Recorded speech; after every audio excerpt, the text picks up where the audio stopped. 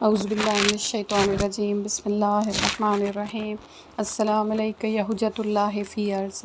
ساتھیوں، امید کرتی ہوں کہ آپ سب اپنی فیملیز کے ساتھ خوش و خرم شاد و آباد ہوں گے۔ اللہ تعالیٰ آپ سب کو ہمیشہ اپنی فیملیز کے ساتھ خوش و خرم شاد و آباد رکھے۔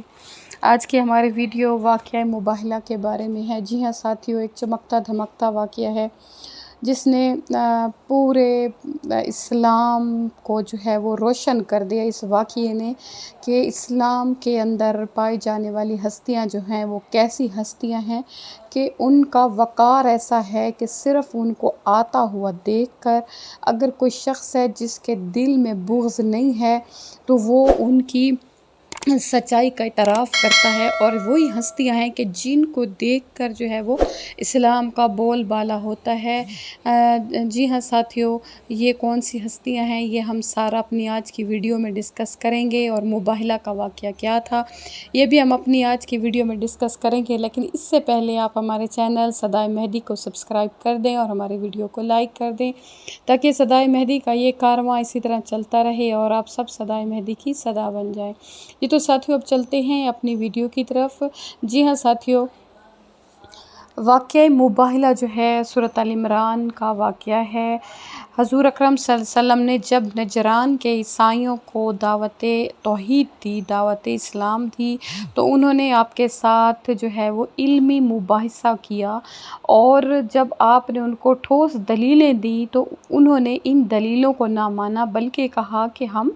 واپس چلے جائیں گے۔ اب رسول پاک صلی اللہ علیہ وسلم کو اس چیز کا خدشہ تھا کہ اگر یہ لوگ واپس چلے جاتے ہیں تو جا کر یہ کہیں گے کہ اسلام کے پیغمبر نے ہمیں جو دلیلیں دیں وہ ہم نے نہیں مانی، یا وہ ہمیں سالڈ نہیں لگی، وہ ہمیں مضبوط نہیں لگی۔ تو رسول پاک صلی اللہ علیہ وسلم کو اس وقت وحی نازل ہوئی۔ کیا وحی نازل ہوئی؟ سورۃ عمران کی آیت ہے کہ تم جو ہو تم اپنے بیٹوں کو بلاؤ، ہم اپنے بیٹوں کو بلاتے ہیں، تم اپنی بیٹیوں کو بلاؤ، ہم اپنی بیٹیوں کو بلاتے ہیں، پھر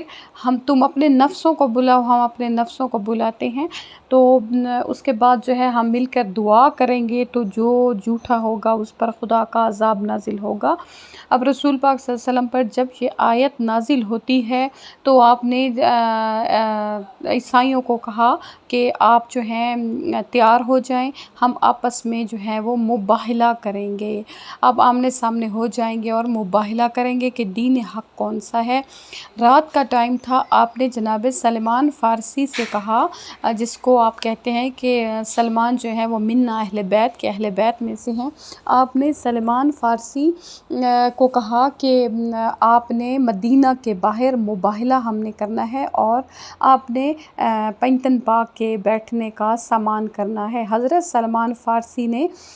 جو ہے وہاں پر سرخ رنگ کا کارپٹ بچھایا تھا، سرخ رنگ کا قالین بچھایا تھا، اور آج بھی عیسائیوں میں ایک چیز پائی جاتی ہے کہ جب بھی ان کا کوئی بہت خاص الخاص مہمان ہوتا ہے یا وہ کسی کو بہت خاص ظاہر کرنا چاہتے ہیں تو وہ اس کے لیے سرخ قالین کو بچھاتے ہیں۔ یقیناً انہوں نے یہ چیز پنجتن پاک سے لی ہوگی کہ وہ سرخ قالین پر بیٹھ کر بہت ہی نمایاں لگے ہوں گے۔ جی ساتھیوں، تو جب محمد وال محمد اس شان سے گئے، جب پنجتن پاک جو ہیں وہ مباہلہ کے میدان میں اس شان سے جاتے ہیں کہ رسول پاک صلی اللہ علیہ وسلم نے ایک اور بات بھی کہی تھی جناب سلمان سے کہ میں نے مباہلہ اس وقت کرنا ہے کہ جب نہ دن کا ٹائم ہو اور نہ ہی رات کا وقت ہو، یعنی دن، کیونکہ آپ نے اپنے ساتھ جناب فاطمہ الزہرا سلام اللہ کو لے کے جانا تھا تاکہ دن کا ٹائم نہ ہو کہ لوگ آپ کو نہ دیکھ سکیں، اور نہ رات کا ٹائم ہو، ایسا نہ ہو کہ لوگ رات کی وجہ سے کہیں کہ ہم دیکھ نہ پائے تھے۔ تو دن کا ٹائم ایسا تھا کہ نہ طلوع آفتاب تھا نہ ہی غروب آفتاب تھا، تو وہ فجر کا ٹائم ہوتا ہے، فجر کے بعد کا۔ اس ٹائم آپ جو ہیں مباہلہ کے لیے تشریف لے کے گئے تھے، اور آپ کے جانے کا طریقہ کار کیا تھا کہ آگے جناب رسالت مآب صلی اللہ علیہ وسلم تھے، آپ کے دائیں ہاتھ طرف جو تھے آپ نے حضرت امام حسن علیہ السلام تھے، بائیں طرف جو تھے امام حسین علیہ السلام تھے، اور اس کے پیچھے جو تھی وہ جناب فاطمہ الزہرا سلام علیہا تھی، اور ان کے پیچھے جو تھے وہ امیر کائنات علی بن ابی طالب علیہ السلام تھے۔ آپ خود اس چیز کا تصور کریں کہ وہ کتنا خوبصورت ایک تصور ہوگا کہ یہ کیسے چلتے ہوئے جا رہے ہوں گے، تو بادل نے واقعی ان پر سایہ کر دیا ہوگا، اور جہاں جہاں رسول پاک قدم رکھتے تھے اس کے بعد اسی جگہ پر جناب فاطمہ الزہرا سلام علیہا قدم رکھتی تھی، اور پھر اسی جگہ پر امیر کائنات قدم رکھتے تھے۔ تو پس ثابت یہ بھی ہو رہا تھا کہ جہاں جہاں نبوت اور امامت میں امامت اور نبوت کو آپس میں ملانے والی جناب فاطمہ الزہرا کی ذات ہے، بس جب یہ اتنی شان سے چلے جا رہے تھے تو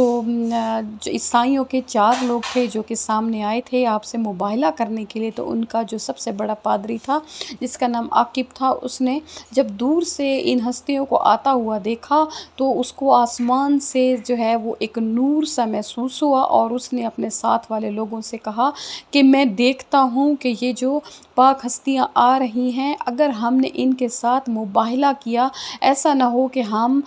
جانوروں میں شمار ہو جائے، ہم مسخر